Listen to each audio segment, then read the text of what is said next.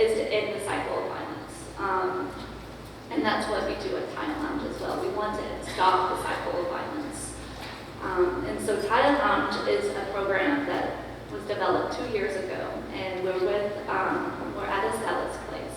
And basically, it's a trauma-informed after-school care program for at-risk teens ages 14 to 21. We have up to 21 because they're still needing that help and that support up to 21.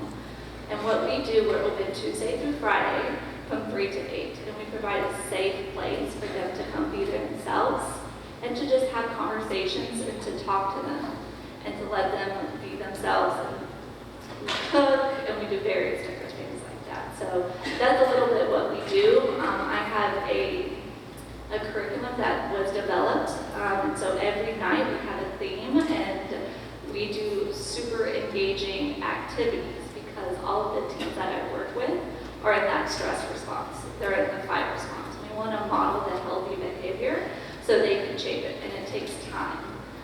So for instance, a lot of the teams, when I first started working, they would say the phrase, "I'm going to box you," which means I'm going to fight you. Literally, I would hear it 50 times in 1 hour.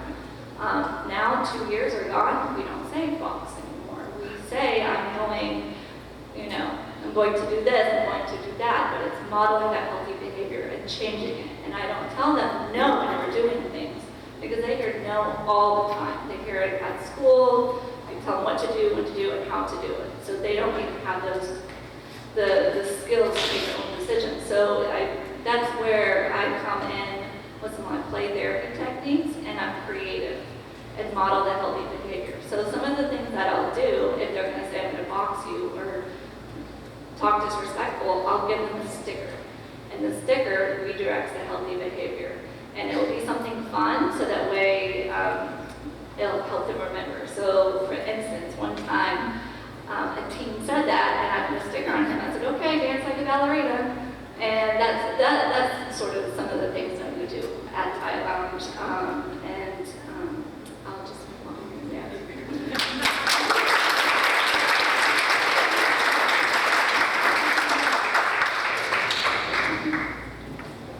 Good afternoon.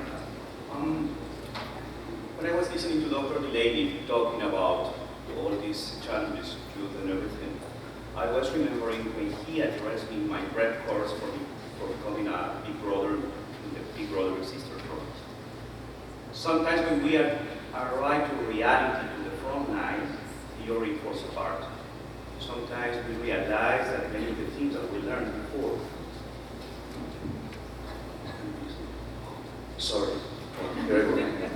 Okay, so sometimes when we are in the real world, and when we already have a real teenager in front of us, sometimes we realize that we have to make adjustments. We have to address vulnerabilities, things that have been there for a long time, but sometimes when we arrive to the front line, we forget. And I remember under my supervision were around 38,000 minors, were let's say 4 normal minors in Mexico, and around 1,500 young offenders that were placed in young offender institutions. As such, were all secure units equivalent to the ones that they are existing in the United Kingdom.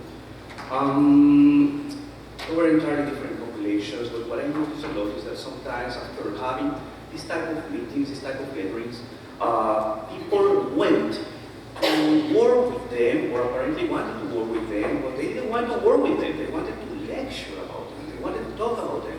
And then, by accident, obviously, you left them in the yard, and they were mingling with the children, and they couldn't do anything. Actually, they were frightened, like hens. They went to the corner, and they were like cornered by the reality, overwhelming reality of the amount of problems that they are found. From a national security umbrella, from a national security perspective, governments are very interested in young offenders, even in delinquency, mostly because it has the potential of growing. And if you see the reality of my country, you can realize that the potential has been already blossomed.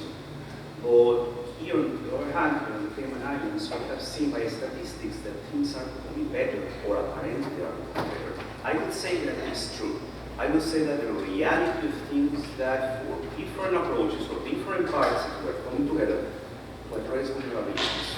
And we have, this is the program that you just mentioned, we have YMCA, we have the Scouts that is very smallly represented here, and of course we know that the Scout movement, the whole world is having lots of struggles.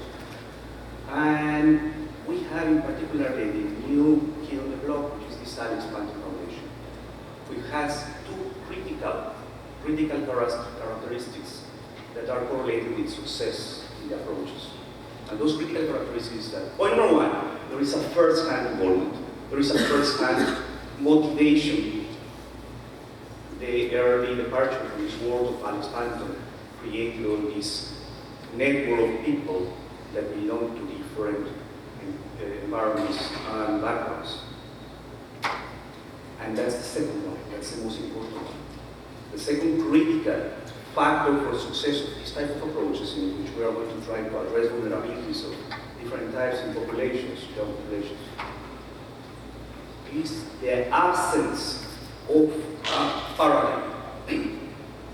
What I mean with this is that there is not a professional jurisdiction. This is not an association of psychologists that we see everything from a psychological point of view.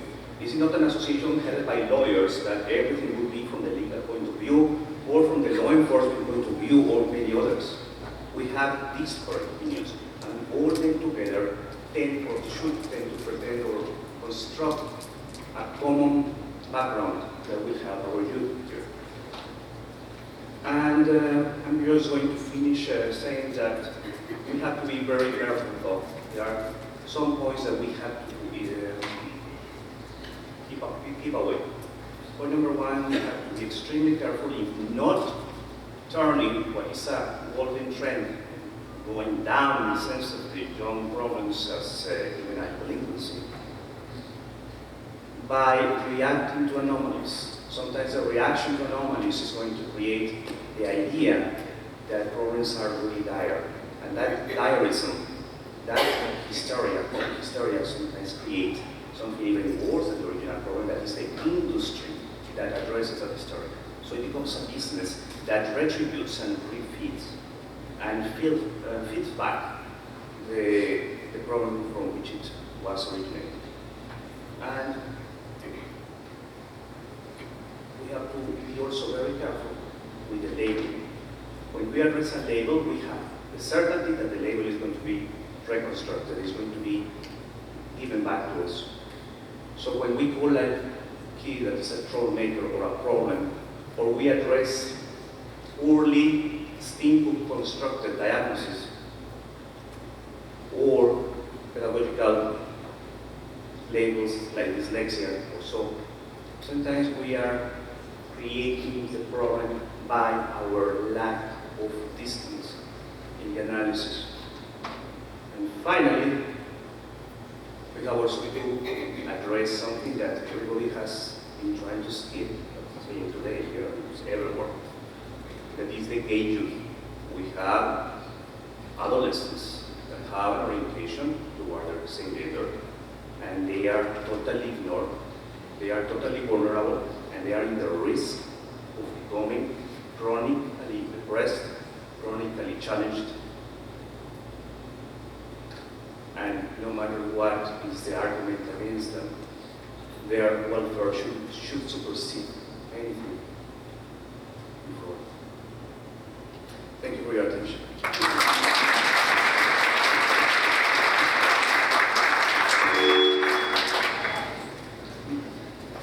I'd like to thank each one of our panelists for being here this evening, but also, more importantly, for the work that they do in our community to help our youth. You have heard the passion, the innovation, the creativity from them this afternoon in the initiatives that they come up with in order to reach our youth. And, you know, I also feel that despite the scary stuff that we've been talking about today, despite the data, there is hope because of people like them and people like you. Because you are here today, you're here spending your whole Saturday here with us because you care. The fact that you're here, you know, you might not have a kid of your own, but you are somehow involved in impacting a child's life, Whether you are a youth worker, whether you're a friend, whether you're a neighbor, or whether you're just, a family member who somehow is trying to help shape the lives of a child in our community. And I don't know about you, but when Mr. Delaney was walking us through that imagery, I had to open my eyes because it was quite scary, right? But as he said, the light that comes in when we open our eyes is a light that gives us hope. And I think that what we're hearing from people like these panelists, and people that we've engaged with, even just during the course of this day, gives us hope. The fact that we can do something if we all come together and we are united. And being a board member of the Panton Foundation over the last year, I have really been tremendously encouraged by the collaboration and by the people that have been reaching out to us saying, we want to partner with you. And it's not just signing a piece of paper to say, I want to help.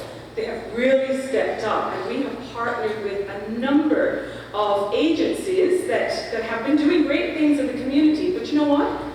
The synergy that we have had by working together has accomplished so much more. And I think that's what the future really is all about for us today. Coming together as a community, saying, let's do this together, because we can accomplish so much more if we work together.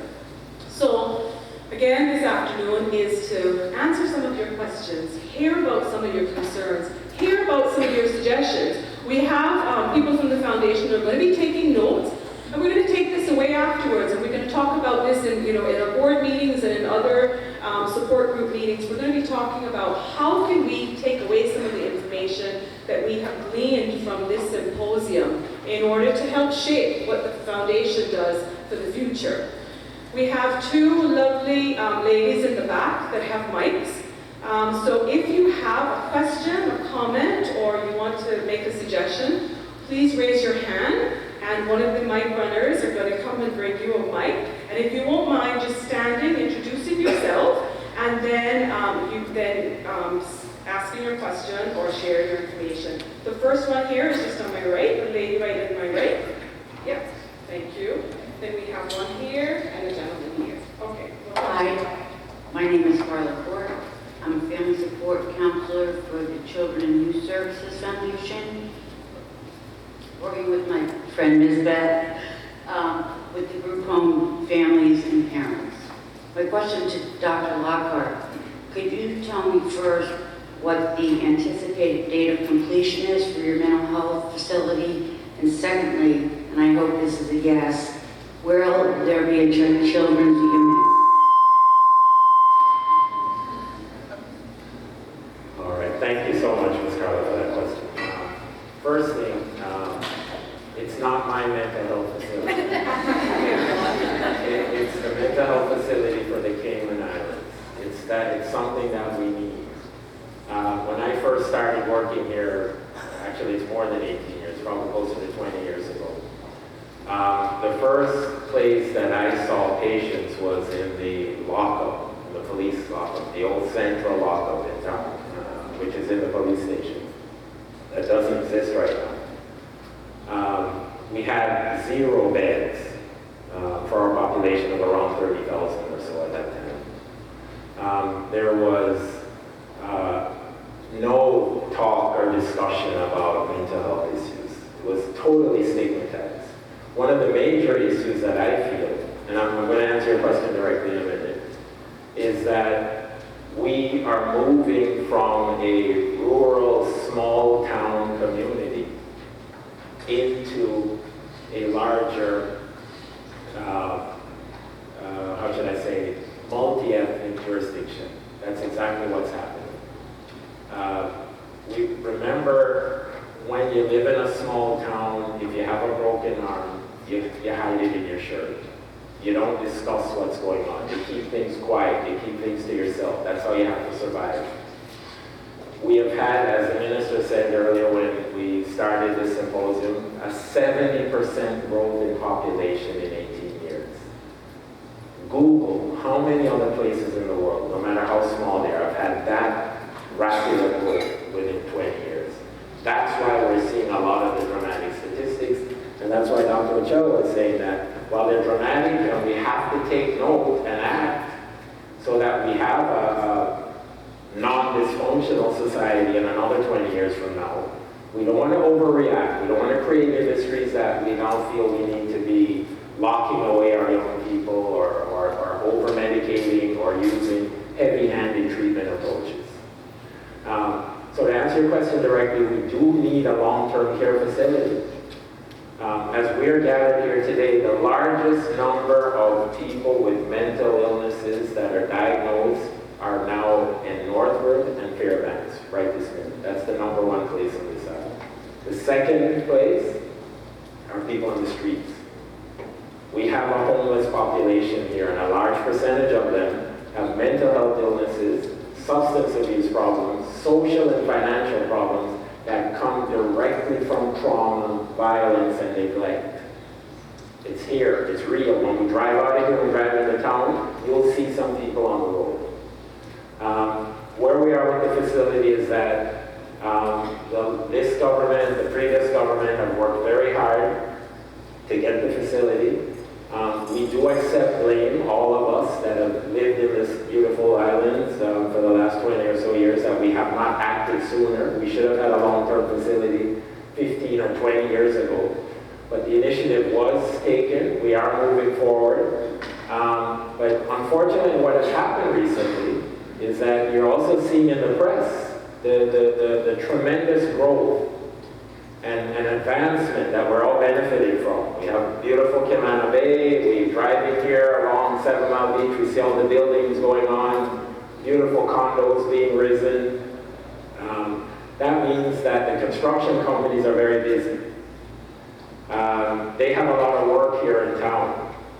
It's difficult now to try to get them engaged to pack up their equipment and take it all the way out to the East End and leave it there for a period of time to build our facility. That has increased the cost that they're asking.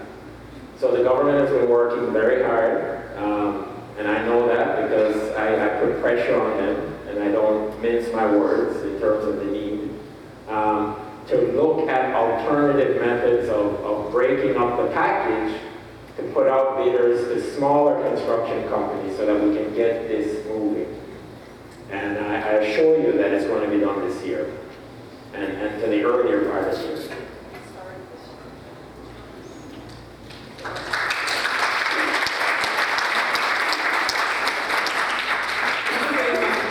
I think there was a second part of the question in regards to youth and adolescents, and whether this residential home is going to be catering to youth and adolescents. The other hat that I wear is the Health Services Authority. I'm in charge of the Health Services Authority, and I worked with Ms. Jennifer Hearn in the Ministry of Health, and we've been talking very actively with Dr. Lockhart as a representative of the Mental Health Commission, who has identified that access is the real barrier to our youth coming to get care, seeking help.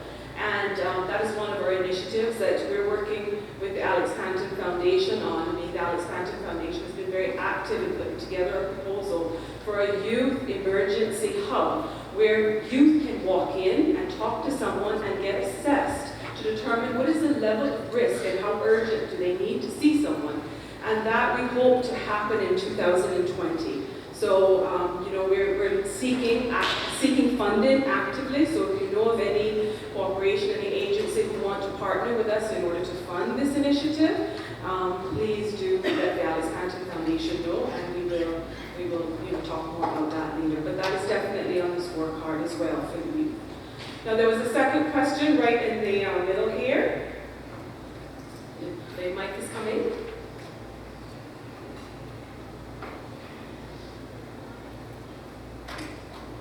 Hi, my name is Nicole. This is a high school teacher and a registered nurse. I moved to Cayman 6 months ago with my family, and with a 70% increase in population, there has also been a significant barrier to children attaining a place in primary school education. And I have a very great fear for children who can't get into primary school education for their mental health and the mental health of their parents. youngest daughter was 9 years old, and she cried when she found out she got a place into school because she didn't want to educate me.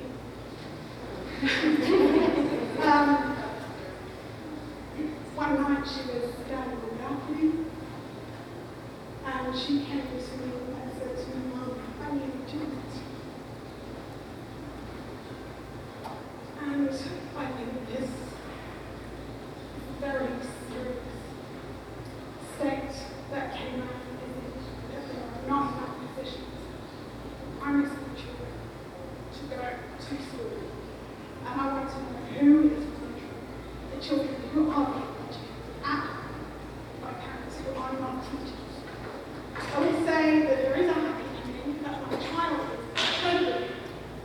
I got her involved in art. The very next day after she was standing on the balcony, I went out and bought her a guinea pig because I thought she needed something to love. She missed her family back in Australia. She was terrified that she couldn't go to school.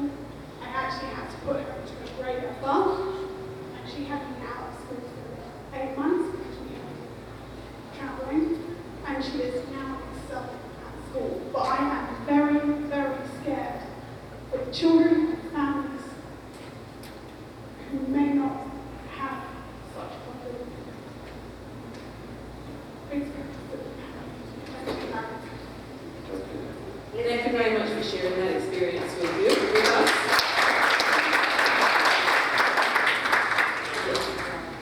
I do know that there is quite a congestion as far as school placements right now, and I'm going to ask Ms. Pulinda if she will respond to that as far as she can. So whilst I'm not under the Ministry of Education, and I do believe we have some education personnel in the audience, just to clarify for the general public, all Caymanian children have a place in our public schools. The challenges come when, again, with that 70% increase of expat persons coming into the country, that first preference is given to our Caymanian children, and contracted workers have to find placements. First option are the private schools. So just for clarity, not to diminish your comment and say that there's not a true issue in terms of overcrowding in our public schools, but the reality is that Caymanian children get placed first. I think I'd like just to expand on that question. Do we have any idea about the volume of children that are out there who are seeking school placement that are not able to enter the schools? I would say that all of our Caymanian children get placed in school. The issue is the overcrowding. They will get placed. No Caymanian child will get turned back from registering in our public schools. And I see Ms. Deidre, you can confirm from the ministry that that is the process and the approach. I can't say for sure, but what I understand is if you can't get placed, for example, at Red Bay, and the next available space comes available, perhaps at cost, then those placements will happen. But I mean, I can't say for sure, but that would be the expectation, that if a school can't accommodate here, there's another school and the principals agree that they can accommodate children, and that the process to move. Yeah, I think what the lady is talking about are those that are not necessarily Caymanians who are coming to live and work here. But certainly I think that, we are still interested in making sure that there are placements for those children. And, if you know of others who are out there who cannot seek placement, then maybe you can bring that to the attention of somebody in the ministry. So perhaps they can help you network and help assist those children get placement, because it's important for them, to have interaction with other children, if it's not formally, then otherwise. And thankfully, you were able to assist your daughter and be able to homeschool her, because even that is important for her. So, and she now has a placement. Excellent. Okay, the other question is right in the front here. If we can have another mic, please. And then Ms. Deidre, you next.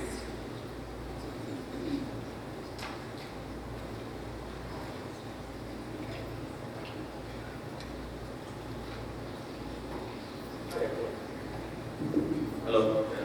Hi everyone. I got a question for each member. So let me start. My question to you, is, I get to understand that the cynical process or is being changed. You know, the HSA is going to be the persons who are responsible for disapproving the actual Cynical insurance application.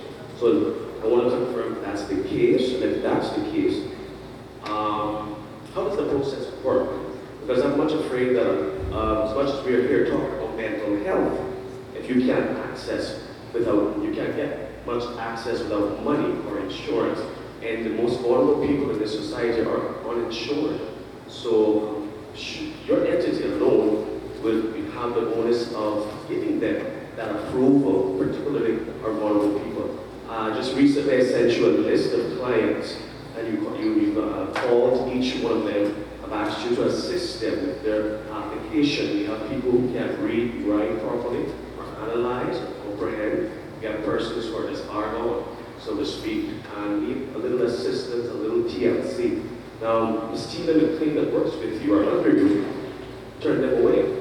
That's part two of the question. Why were they turned away? And how can we make amends going forward? Okay, thank you very much for that question. I think it's very important to understand that the Health Service Authority is helpful in identifying individuals who do not have insurance and directing them and assist them, in essence facilitating them to fill out their paperwork to go to the Needs Assessment Unit. The Needs Assessment Unit is still the entity that is responsible for doing that financial assessment and then referring them on to the Department of Children and Family Services for approval. So that process is the same. Those individuals, we can talk about it another time. Okay? Thank you. The second question I have is for Ms. Mendoza. I'm really concerned about the responsibility of your department. DCFS is responsible for human life.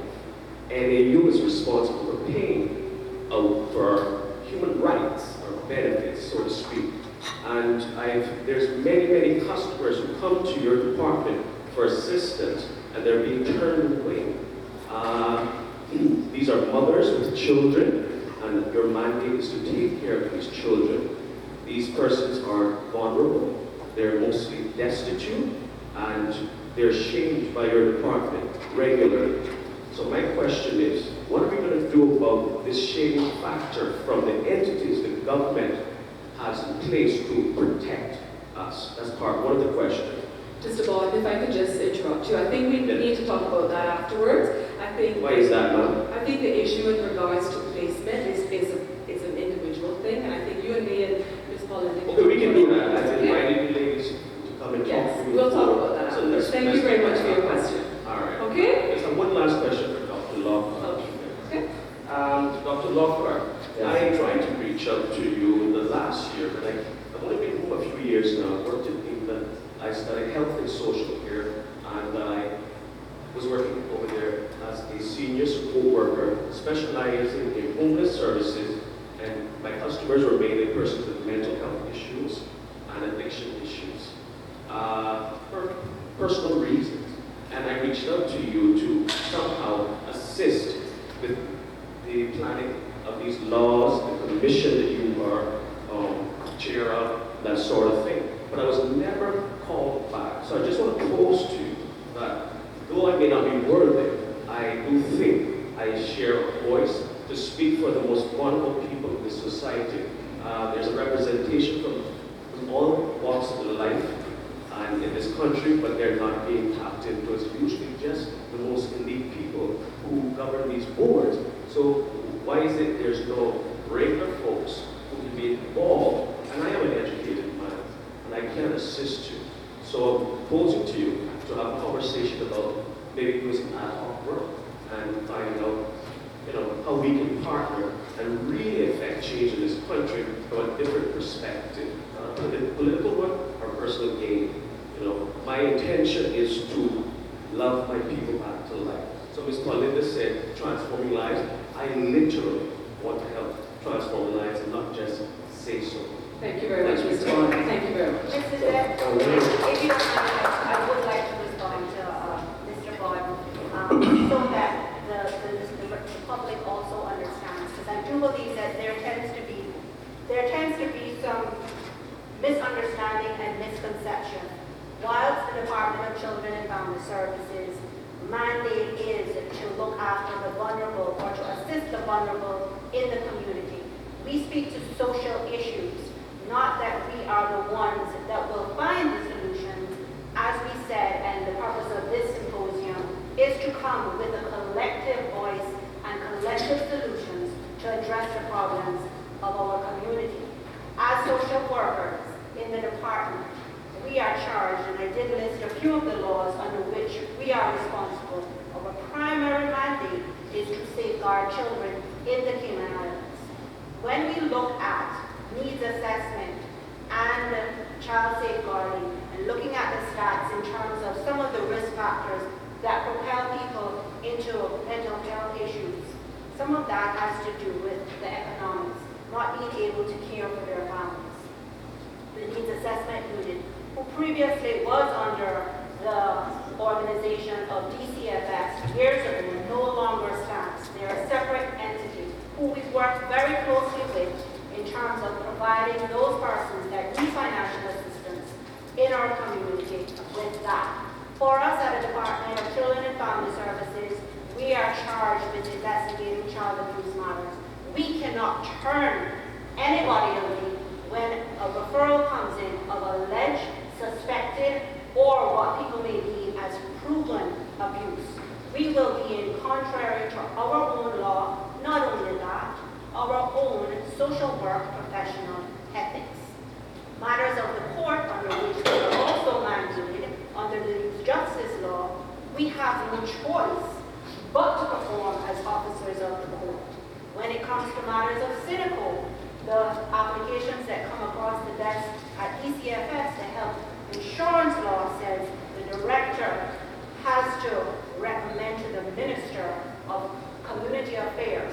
So at no time are we turning people away. What we do tell you is that we don't have the solution for all the problems, and that's why we also advocate, liaise, and refer to the relevant agencies in the community to partner with us to come and have a collective solution.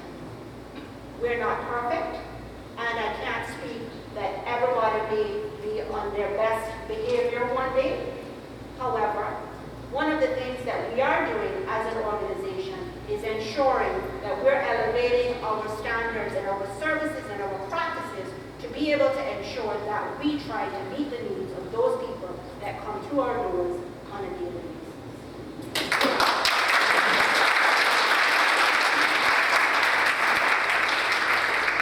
Thank you for your question.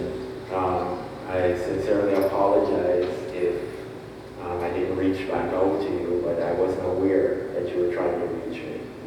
I can assure you, I'm not the kind of person that hides. I'm too big to hide. Number one. Number two, I see approximately 15 to 20 people a day. I go to the prisons. I go into West Bay, I go into Ochoa, I go into every part of this island to treat people. I do home visits, I treat adults, I treat children, I treat the elderly. I give my time on the Mental Health Commission. I'm here today. I will talk to you at any time.